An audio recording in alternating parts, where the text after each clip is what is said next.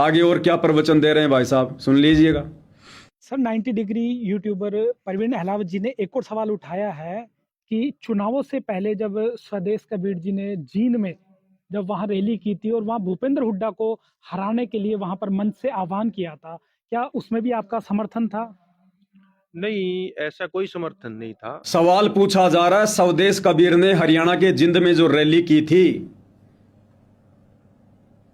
उसके विषय में कि भाई ये राजनीतिक रैलियों में जाना इस प्रकार से क्या संत रामपाल जी के आदेश है क्या? 90 डिग्री वाले परवीन ने सवाल उठाया था, उस विषय में ये पत्रकार इससे सवाल कर रहा है। सवाल किया जा रहा है स्वदेश कबीर की जिंद की रैली का, और ये मंदबुद्धि प्राणी जवाब दे रहा है सिरसा की रैली का कि वो तो धार्मिक कार्यक्रम था। अरे राजनीतिक रैली कभी धार्मिक होती है क्या? पायजामे आदमी। देखो, संत रामपाल जी महाराज के जो भगत हैं वो धार्मिक लोग हैं और धार्मिक कार्यक्रम था सिरसा में। तो हमारा उनसे कोई राजनीति कोई लेना देना नहीं है। वो उनके उनके अपने विचार हैं। वो स्टेज पे खड़ा है, कोई भी कुछ भी बोल दे, ऐसा कोई समर्थन नहीं करते संत रामपाल जी महाराज राजनीतिक तौर पे।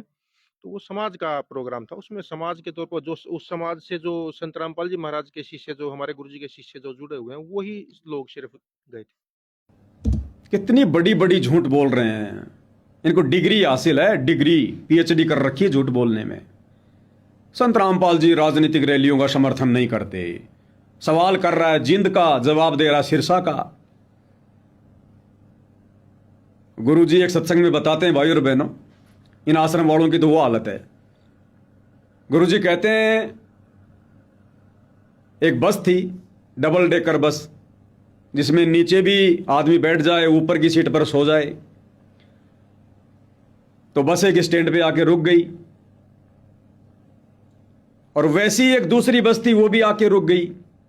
एक बस जा रही थी दिल्ली, एक बस जा रही थी बंबई। दोनों बस उसी ढाबे के ऊपर आके रुक गई खाना वाना खाने के हिसाब से। अब गलती से जिस आदमी को जो है बंबई जाना था, वो आदमी दिल्ली वाली बस में ऊपर आके लेट गया।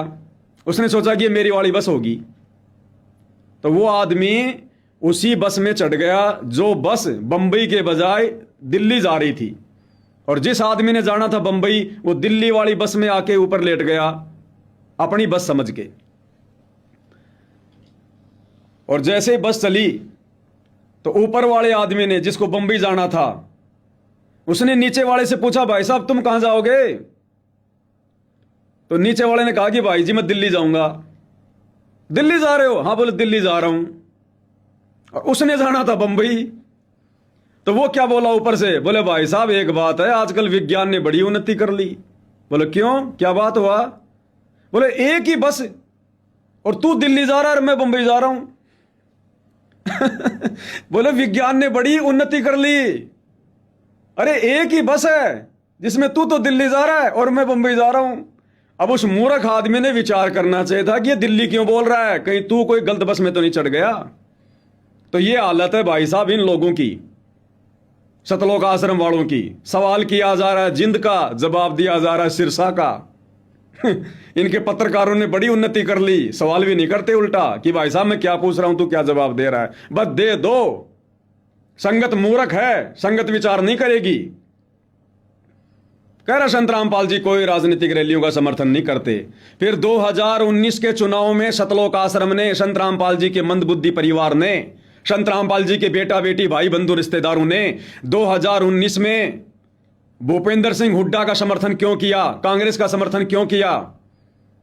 क्यों जी जान लगा दी सतलोक आश्रम वालों ने भूपेंद्र सिंह हुड्डा को मुख्यमंत्री बनाने के लिए, जिताने के लिए? अगर संत रामपाल जी का आदेश नहीं है तो फिर वो आदेश किस मंदबुद्धि ने दिया? 2024 लोकसभा चुनाव में सतलोक आश्रम कमेटी ने बीजेपी सरकार को जिताने के लिए क्यों जी जान एक कर दी? संत रामपाल जी के नाम के पीले पर्चे निकाल दिए। अगर कोई बीजेपी को वोट नहीं देगा, गुरुजी का आदेश है, आश्रम में एंट्री नहीं होगी, नाम खंड हो जाएगा। फिर यह घटिया आदेश कौन दे रहा था? अगर संत रामपाल जी का कोई आदेश नहीं है तो मध्य प्रदेश के भोपाल में नरेंद्र मोदी की रैली में हजारों भगत चले गए, किसने आदेश दिया? सोनीपत के गोहाना में नरेंद्र मोदी की रैली में हजारों भगत गए, किसने आदेश दिया? अब ये संगत ने विचार करना चाहिए, तुम्हारा हिंडोला बना रखा इन लोगों ने, तुम्हारी फुटबॉल बना रखी है, जो मर्जी आया ठोकर मार दी और तुम घूमते रहो बिन पैंदे के लोटे की तरह। भाई और बहनों, संगत में असली गुरुद्रोही संत रामपाल जी का परिवार है। ये सतलोक आश्रम कमेटी वाले हैं। ये कह रहे हैं कि संत रामपाल जी का आदेश नहीं है, जबकि कांग्रेस का इन्होंने समर्थन कर दिया 2014 बरवाला कांड के बाद, बीजेपी का इन्होंने समर्थन कर दिया 2014 बरवाला कांड के बाद। और इनका गुरु क्या कह रहा है, इनका गुरु क्या कह रहा है, ये अखबार आप जियों के सामने है। पेशी पर आया रामपाल बोला, नेक आत्मा कैसे कर सकती है देशद्रोह, इस सरकार का नाश होगा। अपनी रोहतक की पेशी पर जब गुरुजी आए करोथा कांड के सिलसिले में, उस समय की यह न्यूज है, इसका वीडियो भी मिल जाएगा। यह अखबार की कटिंग आपके सामने है। आश्रम वाले भेजा करते थे।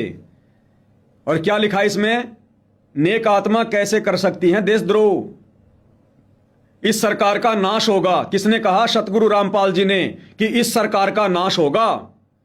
कौन सी सरकार का नाश होगा भाई? अरे दो ही तो सरकार हैं। कांग्रेस सरकार के समय में करोथा कांड हुआ, बीजेपी सरकार के समय में बरवाला कांड हुआ। तो संत रामपाल जी कौन सी सरकार के विषय में बोल रहे हैं? एक के बारे में तो बोला ही होगा, या तो कांग्रेस के बारे में या बीजेपी के बारे में। और तुम गधों ने दोनों ही सरकारों का समर्थन कर दिया। अरे अगर संत रामपाल जी ने कांग्रेस सरकार के विषय में कहा है तुम लोगों के अनुसार कि कांग्रेस सरकार का नाश होगा, तो गधो तुमने अपने गुरुजी के वचन के विपरीत उस कांग्रेस सरकार का समर्थन क्यों किया? तुम तो गुरुद्रोही हो गए। तुम्हारा गुरु कह रहा है कांग्रेस सरकार का नाश होगा, सत्यानाश होगा, और तुम उस कांग्रेस सरकार को जीवन दान देने में लगे हो। तुम तो गुरु के विपरीत चल रहे हो, असली गुरुद्रोही तुम। और यदि तुम्हारे अनुसार गुरुजी ने बीजेपी सरकार के लिए कहा है, जिसके शासनकाल में बरवाला कांड हुआ है, कि बीजेपी सरकार का नाश होगा, तो गधो तुम लोगों ने 2024 में बीजेपी सरकार का भी समर्थन कर दिया। तुम अपने गुरुजी के बिल्कुल विपरीत चल रहे हो। गुरुजी कह रहे हैं बीजेपी का नाश होगा, और तुम बीजेपी को जीवन दान दे रहे हो समर्थन करके, वोट डलवा के। तुम तो हर प्रकार से गुरुद्रोही हो सतलोक आश्रम वालों। बिना पैंदे के लोटो, तुम्हारा कोई स्टैंड है क्या? इसलिए तुम्हारा बाप हिसार जेल में बैठ के खून के आंसू रोता है, खून के आंसू। है तुम्हारा कोई स्टैंड? ऐसे इनके पत्रकार, ऐसे ये जवाब देने वाले महाज्ञानी, ना उसको सवाल करने का पता, ना इसको जवाब देने का पता। सही कह रहा है रामकुमार डाका, 100 रुपए की डोरी 200 रुपए का डंडा, और दिमाग है गोल गोल अंडा। ये आपके सामने है, अखबार की कटिंग भेज दूंगा व्हाट्सएप पे, देख लेना। आगे चलो। सर, जो परवीन अहलावत जी है वो डीगल से है, और डीगल में ही ग्राम पंचायत का ये कार्यक्रम हुआ है। तो आप देखो, मैं आपके चैनल के माध्यम से डीगल गांव के जो गणमान्य व्यक्ति हैं उनसे कहना चाहूंगा कि आप एक तरफ तो पंचायत में बुलाते हो, और दूसरी तरफ गांव में ही एक आस्तीन का सांप पाल रखा है ये परवीन अहलावत नाम से। तो ये तो आपके पीठ में छुरा घोंपने का कार्य कर रहा है। आप इलाज करो इसको, समझाओ इसको। तो भाई पंचायत में तो एक भाईचारे के तौर पे आदमी व्यक्ति इकट्ठा होते हैं भाईचारा बनाने के लिए, तो वो आपके खिलाफ ही बोल रहे हैं, गांव के खिलाफ, एक भाईचारे के खिलाफ, एक समाज को तोड़ने का कार्य कर रहा है। तो ये तो आस्तीन का सांप पाल रखा है इन्होंने। तो मैं प्रार्थना करना चाहूंगा डीगल गांव के सभी गणमान्य व्यक्तियों से, जो भी उस पंचायत में गणमान्य व्यक्ति थे, तो इसका इलाज किया जाए। मेरी प्रार्थना है डीगल गांव वालों से। तू नायब सिंह सैनी है क्या? कह रहा है भाई और बहनों, मुझे लगता है ये जगत वाले भी अनिरुद्धाचार्य और कपिल शर्मा के शो देखना बंद कर देंगे। इन सतलोक आश्रम वालों के इंटरव्यू देख देख के अपना मनोरंजन किया करेंगे। क्या कह रहा है? मैं डीगल गांव वालों से प्रार्थना करता हूं कि तुम लोगों ने आस्तीन का सांप पाल रखा है, यानी धोखेबाज। ये परवीन अहलावत 90 डिग्री वाला इसके विषय में कह रहा है कि करोथा गांव वाले इसका इलाज करो, तुमने यो आस्तीन का सांप पाल रखा है। मैं निवेदन करता हूं। तो मैं पवन दास भी सतलोक आश्रम कमेटी वालों से, संत रामपाल जी के मंदबुद्धि परिवार से प्रार्थना करता हूं, इसका इलाज करो। गोरखनाथ का इलाज करवाओ, इसका आगरा ले जाओ मेंटल हॉस्पिटल में। ये आस्तीन का सांप क्यों बैठा रखा तुमने धनाना आश्रम के मेन गेट पर? सुना नहीं तुमने अभी क्या कहा था इसने कि धार्मिक कार्यक्रमों में जाने की हमारे गुरुजी की आज्ञा है, आदेश है। और गुरुजी का तुम्हारे को मैंने वीडियो दिखा दिया। गुरुजी कहते हैं वो तो द्रोही है परमात्मा का, जो आन उपासना करता है और आन उपासना में सहयोग करता है। तो आस्तीन का सांप कौन हुआ? अरे 90 डिग्री वाले ने तो कांटे के सवाल किए हैं। वो तुम्हारी तरह मंद बुद्धि नहीं है, अपने स्टैंड पे कायम है, जवाब नहीं देने आते, नाचने जाने आंगन टेढ़ा। डिग्गल गांव वाले उसका इलाज करो। डिग्गल गांव वाले डॉक्टर हैं क्या? वो कोई पागल है क्या? कांटे के सवाल कर रहा है अगला, है हिम्मत तो जवाब दो। ये तुम्हारी धोती सी धोई जा रही यहां पर ज्ञान आधार से। तुम्हारा गुरु क्या कह रहा है, तुम क्या कह रहे हो? आस्तीन के सांप कौन है? पूरी संगत को डंक मार दिया तुम लोगों ने, डस दिया। पूरी संगत में तुमने अज्ञानता का जहर फैला दिया।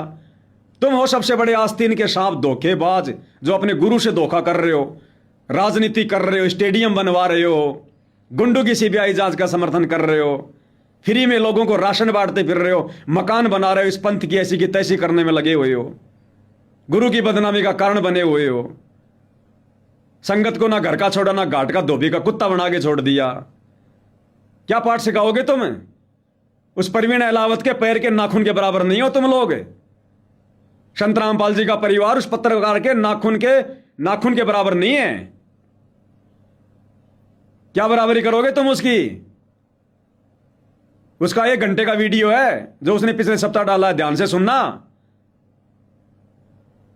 संत रामपाल जी के बेटा बेटी भी उस ज्ञान आधार से बात नहीं कर सकते जो उस प्रवीण ने की है। आस्तीन का शाप, क्यों परमात्मा के दोषी बन रहे हो? मालिक की आत्माओं का विरोध करके, अरे साधु संतों का विरोध करके क्यों पाप के भागी बन रहे हो? तुम ना साधु ना तुम्हारे अंदर साधु था। आस्तीन का सांप। भाई और बहनों, मेरा किसी प्रवीण से कोई संबंध नहीं है। कई मूर्ख प्रजाति के लोग, शतलोक आश्रम वाले, बेवजह मुझ पवन दास का नाम उस आत्मा के साथ जोड़ रहे हैं कि वो पवन दास के साथ मिल गया, पवन दास के साथ मिल गया। अरे भैया, ना मैं उसको जानता ना पहचानता। अगर संसार में कोई सच्ची बातें कर दे तो पवन दास का साथी हो गया। संसार में कोई सच्चे सवाल कर ले, भगत कोई सच्चा सवाल कर ले तो गुरुद्रोही हो गया। ये परिभाषा बना रखी है तुम लोगों ने संगत में। अब नहीं चलेगी तुम्हारी ये दादागिरी। संत रामपाल जी और उनका ज्ञान किसी के घर की जागीर नहीं है, कोई व्यक्तिगत प्रॉपर्टी नहीं है। भूल जाना इस बात को। ये घर का गुरु नहीं है जो तुम मान बैठे हो, ये जगत गुरु है, यूनिवर्सल प्रॉपर्टी है। थोड़े दिनों में रिटायरमेंट होने वाले हो तुम, जूत लगेंगे तुम्हारे को, दुनिया मारेगी। जो कर्म तुमने कर दिए इस भक्ति मार्ग पर, परम संत को तुमने बदनाम कर दिया। तुम्हारी वजह से देशद्रोह का मुकदमा अपने सिर पर लगवा रखा है, मर्डर का मुकदमा अपने सिर पर लगवा के 11 साल से जेल बैठा है। तुम गंदे लोगों की गंदी सोच के आधार से, बरवाला कांड में तुम्हारी जो है मनमानियों के आधार से, नालायकों, तुम्हें जरा भी शर्म नहीं है? अपनी गलतियों पर तुम्हें जरा भी कोई पश्चाताप नहीं है जो तुमने बरवाला कांड में की? भुगतोगे, आने वाले समय में भुगतोगे। ये जो लंबे लंबे जो कीड़े पड़ने की बात गुरुजी करते हैं ना, वो तुम ही हो। इस जन्म में नहीं तो अगले जन्म में 84 में जाओगे, कुत्ते बनोगे। ये परमात्मा का विधान कह रहा है। करोथा कांड में आर्य समाजियों का हाथ था, लेकिन मुख्य भूमिका तुम्हारी थी। वो 3 एकड़ जमीन, वो 3 बीघा जमीन जो तुम लोगों ने ली थी, जिस जमीन के ऊपर झगड़ा हुआ था, जिस समय गुरुजी महाराष्ट्र में थे, सत्संग कर रहे थे, तुम लोगों ने बिना गुरुजी की आज्ञा के वो जमीन ली। और बिना गुरु के किया गया काम ऐसा ही होता है। भक्ति मार्ग में बिना गुरु की आज्ञा के किया गया काम कभी सफल नहीं होता। जिस समय गुरुजी महाराष्ट्र के पूना में सत्संग करने गए थे, उस समय पीछे से तुम लोगों ने आपस में सलाह मशवरा करके वो जमीन ले ली दान में। उसी जमीन के ऊपर झगड़ा हुआ, उसी की बाबत गुरुजी को 22 महीने रोहतक की सुनारिया जेल में रहना पड़ा।